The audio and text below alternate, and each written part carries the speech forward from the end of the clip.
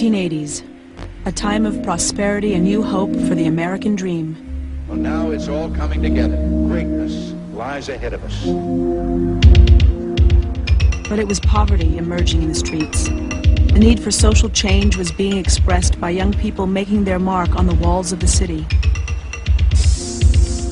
No one knew more about making a mark than the graffiti artists in New York.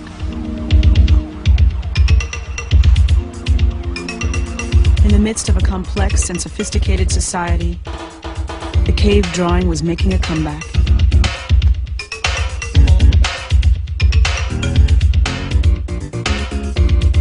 Were they public announcements sponsored by the city? Or symbols of some cult? They weren't factory printed like ads. They were drawn in chalk. Someone had stood there and drawn them on the spot. Amid the drudgery of getting to work, these strange visions were wide awake, and they made an entire city wonder, where were these drawings coming from?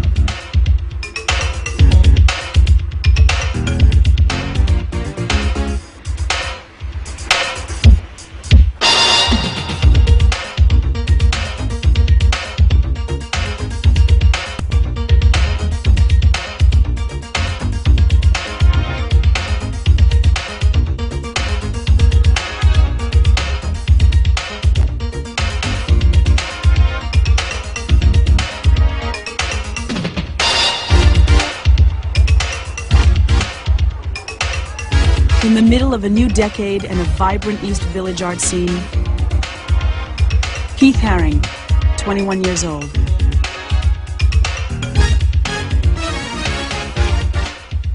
Most of it at that time was really about having fun, and we had no idea, I don't think anyone did at that time, that what we were doing was in any way going to be important or influential or going to have some effect on all of our lives or on the lives of other people in the city. Art was breaking out of the gallery. Signs of creative energy were out on the street. And Haring, the man behind the subway drawings, was showing us that energy, popping out everywhere around us. I just by accident noticed the first empty black panel in the subway because I was riding the subway almost every day to go to work. And I saw this empty black panel and immediately it sort of flashed in my head that it's the perfect place to draw. But not for the New York City Police Department. Haring was arrested for criminal mischief. But nothing could stop Haring from drawing all over the city. His images started to appear everywhere.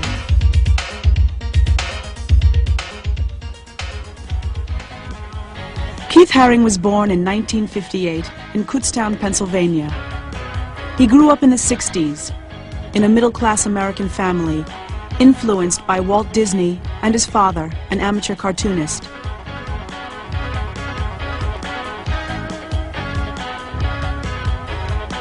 Haring was too young to take part in the political turbulence of the 60s, but that same spirit was to emerge later in his work.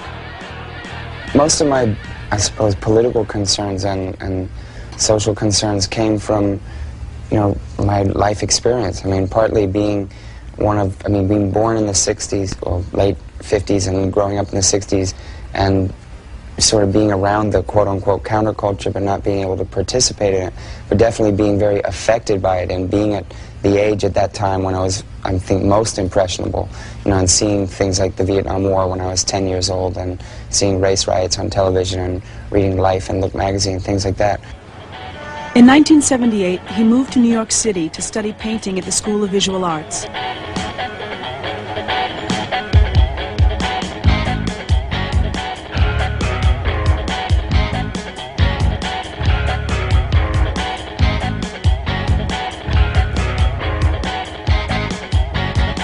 New York, where what was considered vandalism started to look very much like real art.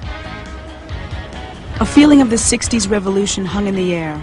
It seemed as though these graffiti artists wanted to make it happen again in the 80s.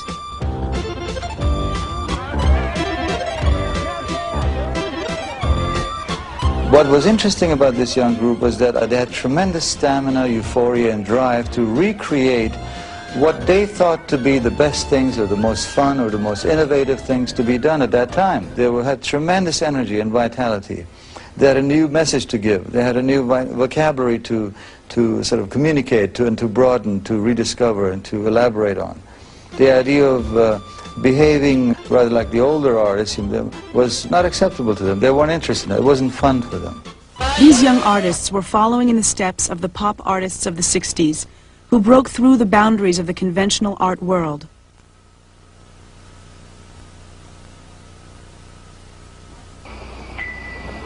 Art could no longer be restrained by the clean white walls of the art gallery. Artists like Christo began making art on a scale too vast to be contained. Works like Running Fence stretched over 24 miles of California coastline. For Haring, the impact of Running Fence reflected Christo's desire to bring people together to create public art. I believe very strongly that 20th century art is not a single individualistic experience. Christo involved people in the creation of his art. Andy Warhol, the most controversial artist of his time, mass-produced his art as a comment on the increased mechanization of society. He used the familiar images of popular culture to draw a greater public into his pop art revolution.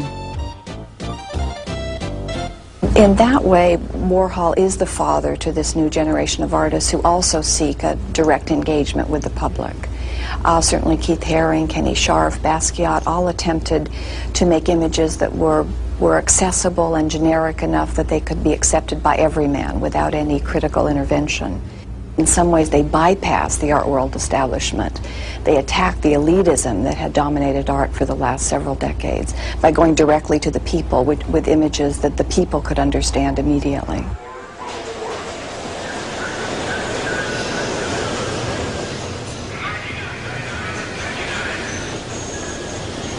Birth, death, love, war. These simple, almost primitive images appeal to a wide range of people. The variety of people that were seeing the work brought with it a variety of responses and variety of different ideas about what the work was. And so it sort of became the perfect environment or laboratory to work out all these ideas that I was discovering. Why would the dog be barking at the man at the Times Square station and worshipped as an idol at 14th Street? If there was a secret behind the subway drawings, it was semiotics, the theory of signs. At the School of Visual Arts, Haring studied semiotic theory and discovered that images can function like words. He uses images to create a language, like words in a sentence. The meaning of each symbol varies depending on how it is combined with other symbols. The drawings had become almost a vocabulary. There were flying saucers, there were pyramids, things like this glowing rod that sort of was an archetypal weapon. I mean, it was anything from the sword and the stone to Darth Vader's glowing rod. It sort of had this timeless, universal kind of thing where I was trying to, I think, use things that cut through all of culture and all of history. Once I started to realize that exactly how I was communicating, I started to be much more aware of what I was communicating and really trying to sort of be more in touch with what exactly was going back and forth, and not so much just putting out abstract thoughts, but really trying to guide people to see particular things and starting to deal with more social concerns. Haring's work was simple and bold, instantly recognizable and easy to reproduce. Inevitably, the media caught on. I think the media has unquestionably played a role in the career of almost every artist who works in the 20th century, but certainly in the last 2 decades. And Haring's case is no different. I think he was catapulted to sort of national recognition by the media and entered the art world through the world of more public media. Paris, London, Brazil. By 1985, his work started to spring up around the world, crossing national and social boundaries. His work became a public voice for the young generation.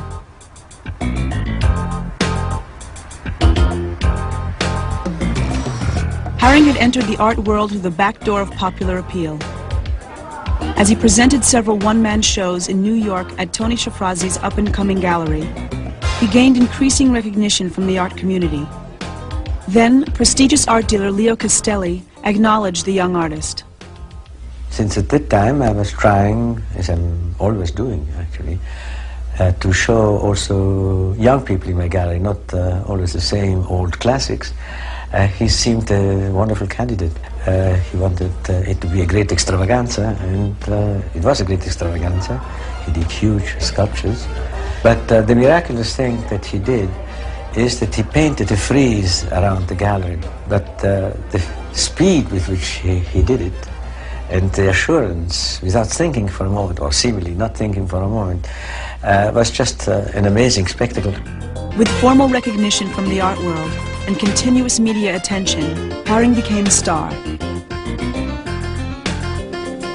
At a certain point, it was almost like it was bigger than I was, where I was sort of almost riding it like a horse or something, or trying to guide it or steer it in a direction, but at the same time that it was taking me.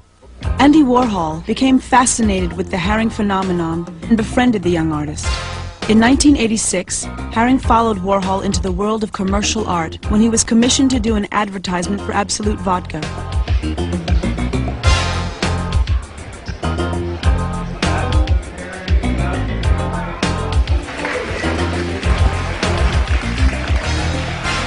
The Absolute campaign, and others like it, offered Haring an irresistible opportunity to reach a wider audience. I think that there's a lot of information that's really important to be passed on to people, and that if it's done in a way that's interesting or is good quality, then it makes people even more interested in the thing that they're seeing or that they're learning. A lot of my quote-unquote introduction into the commercial side of things has been totally misunderstood and misrepresented by especially by art critics or by sort of critics at large. I mean, people don't understand that there could possibly be any other motivation to do something that reaches a lot of people, or to communicate in a different way, in a new medium, in a new technique. The mass appeal of Haring's images encouraged him to make his most ambitious step into the commercial world. In 1986, he opened a shop of his own. The Pop Shop opened in Lower Manhattan. A wide range of Haring merchandise became available to shoppers of every kind. Yeah, I would like to get the bouncy thing with the black shirt. I like what he draws. I think it's cool. Some critics called it a sellout. The Pop Shop was more really a response to what was already happening in the world than it was something that was just an idea that was initiated on my part. I mean, the Pop Shop sort of grew naturally out of what the work was becoming anyway. The images had become part of the world and part of a universal culture. I had to go with that idea and let it happen, let it become part of the culture, let it become part of the mass culture, instead of sort of taking it back into the art world and hiding in the art world, which is where I was trying to break out of in the first place. I don't think that Keith is commercial at all. I mean, in the bad sense, he's not commercial at all. Now, if he opens a store, as he did, that's part of his art. Is all kinds of things that Andy did were part of his art. I think the store itself is a work of art. For me, one of the ultimate achievements of an artist is to push forward the boundaries of what is considered art and what is not. Andy Warhol did that, and with the Pop Shop, with his billboards, Keith Haring is doing that. As his fame grew, Haring welcomed the chance to bring his work to even more places. Hier de Amerikaan Keith Haring in de cafetaria op de 3e verdieping, waar hij aan een muurschildering werkt. He mounted international exhibitions, which gave him the opportunity to travel and experience other cultures. Primitive art, such as Aboriginal, and African art influenced him deeply. But ultimately, Haring's dynamics and language were uniquely his own.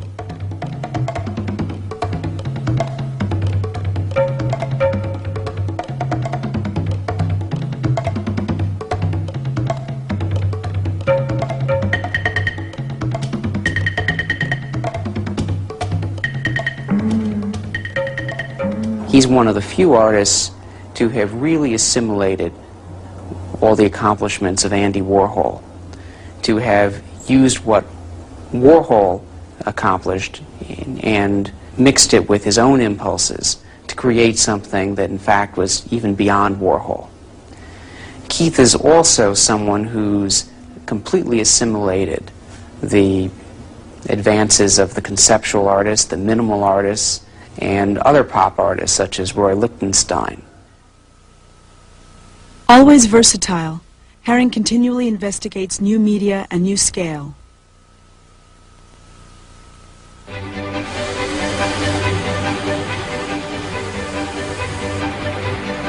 He was commissioned to build various sculptures, such as this huge piece for a children's hospital in Long Island.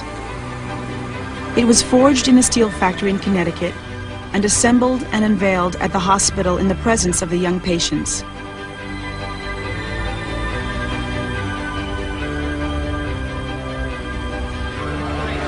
I think it was very nice of whoever made that statue to dedicate it to the hospital. I think that was really nice of him. I think it stands for peace, love. Children can do whatever they want if they try hard enough. And that's all.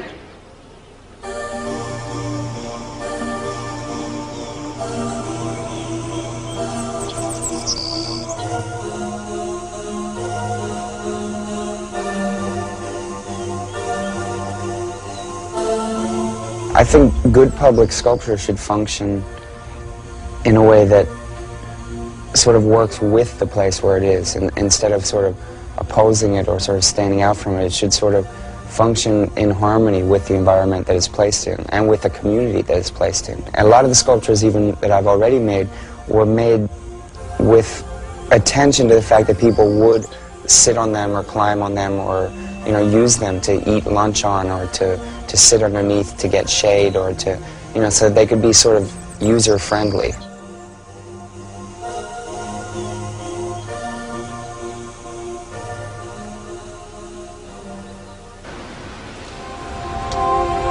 Haring deals with the issues of today.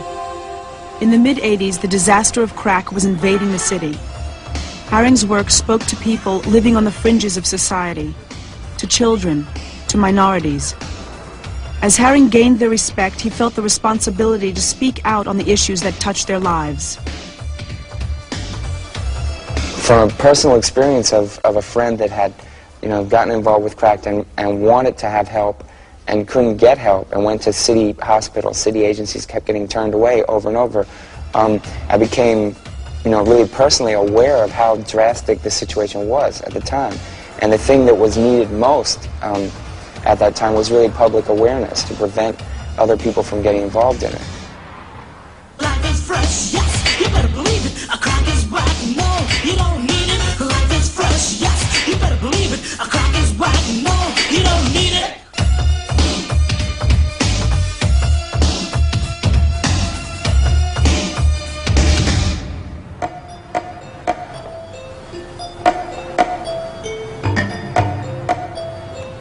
Even though the social content of Haring's art is very conscious, the process is strictly intuitive. In Keith's case, the emphasis became the line, and not knowing precisely where it was going to. So it was like opening the door to the unconscious. Whether he's drawing a small drawing, you know, for a child, or whether he's doing a major mural, the size of a building, whether it's extremely simple with a few lines or tremendously complex, both symmetry and little different information, there is no sketch, there is no preparation.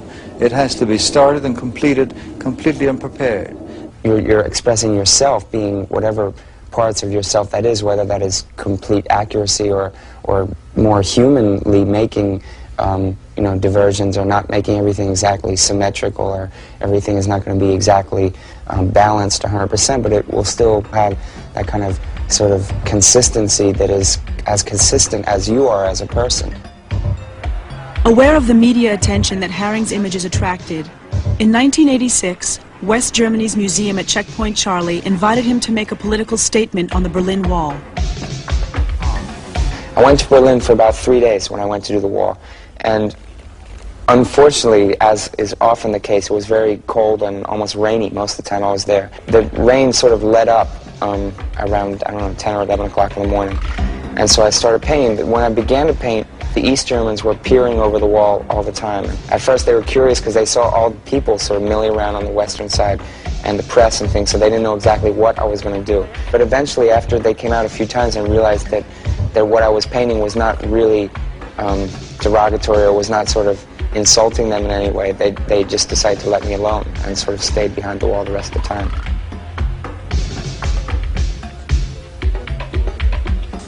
For me, the Berlin Wall was probably one of the most successful media event things I ever did.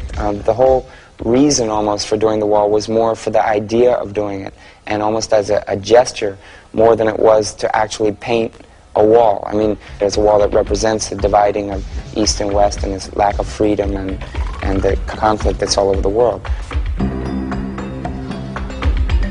In some ways, although it is as a political act, it has to transcend politics and be a message to people. It's about unity, no matter in the face of whatever kind of struggle or oppression. There still has to be the power of people. When it came to volunteer projects, Haring's favorite assignments were the ones that involved children. In a way, it's as important to maybe communicate to one person, to one 10-year-old person that's growing up, as it is to try to make any big effect on the entire world. He collaborated with 900 children to create a banner commemorating the 100th anniversary of the Statue of Liberty.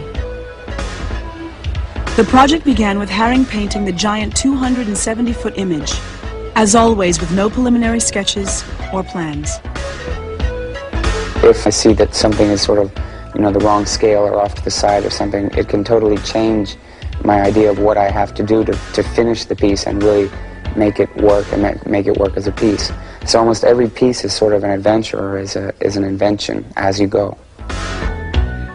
Haring spent 3 days with children of every age and social background. He encouraged them to draw their own interpretations of liberty. I think one of the things that attracted me to working with children the most is their honesty, really, and their degree of courage and just saying and seeing exactly what they feel.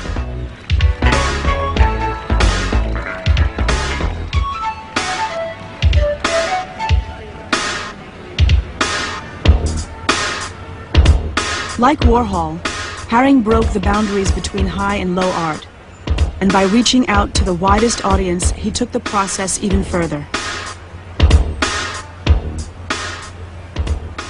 The major issue in the art world of the next decade is very likely to be the conflict between those who prefer the traditional old-fashioned art world with a small audience, serious galleries and museums, and then the constituency, which Keith Haring is very much the leader of, wanting to expand art, expand the art impulse into department stores, onto the streets, onto clothes that people wear. But during the 1980s, the art world moved beyond graffiti art. While dealers looked for something new, Haring seemed increasingly isolated from critical acceptance in the art world. Keith Haring is one of the few artists who have remained committed to a populism, that he's, as I said, bypassed the art establishment, and rather than being pulled in, he's remained quite an outsider to some extent. Many of his activities are not appropriable by museums and private collectors, so that he's remained a loner. But Haring is a survivor. At the end of 1988, he presented to the New York City art world his first exhibition at the Tony Shafrazi Gallery in nearly 2 years.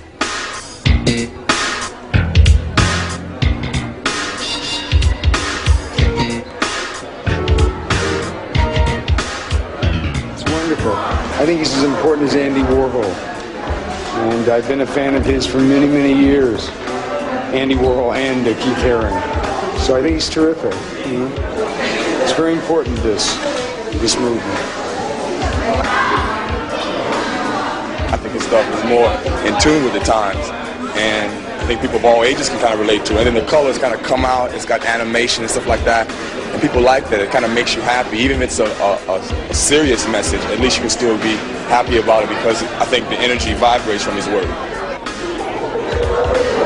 Well, you would think, to look at this respectable conservative English Dowager Duchess, that I would not like it.